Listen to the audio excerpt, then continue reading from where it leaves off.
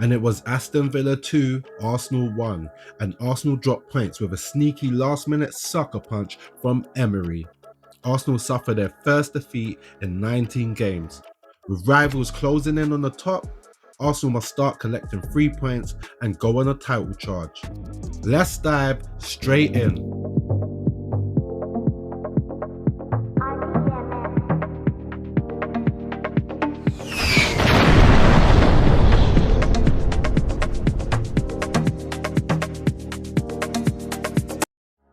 Arsenal were at Villa Park, which has always been a difficult place to go.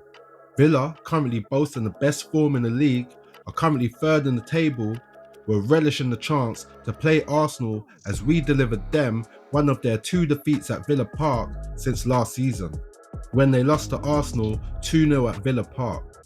And with a revengeful Emery waiting, this was going to be a long day. Still no Gabby or Saliba, plus backup Mascara out. This was already an uphill battle. We got off to a slow start, with Villa probing more and asking more questions of Arsenal. First half, all 3 of our attackers were having a bad half, as Eze, Mourinho and Saka wasn't really involved in the game, which meant our midfield and defence was having to put in a lot of work. It was 36 minutes when the ball over the top to Matty Cash caused us all sorts of problems, with Eze falling asleep on the back post and allowing Matty to cash in with a good shot that went through Raya's legs. 1-0 Villa, and I'm getting deja vu. But this is a new Arsenal and we are built for anything.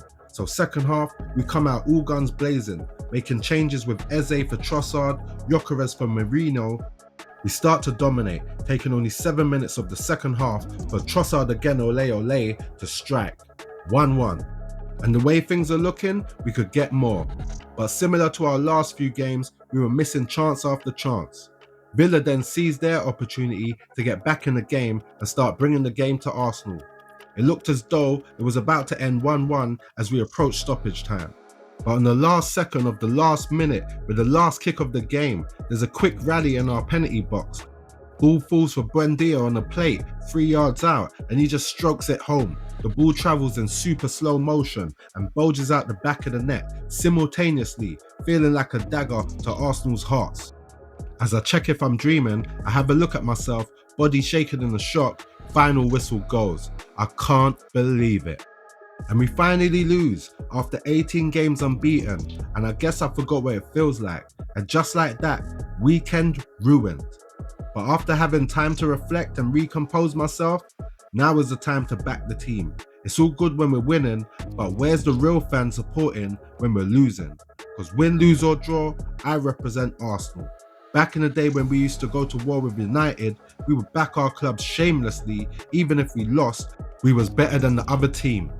And that's why the Arsenal-United rivalries will always be the advert for the Premier League.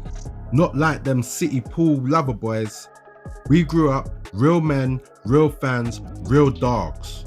So lick your wounds and let's get ready to go again, because we playing in the UCL on Wednesday, where we need to rotate first teamers and get other players up to speed, because we're going to need every player, with games every 3 days till February.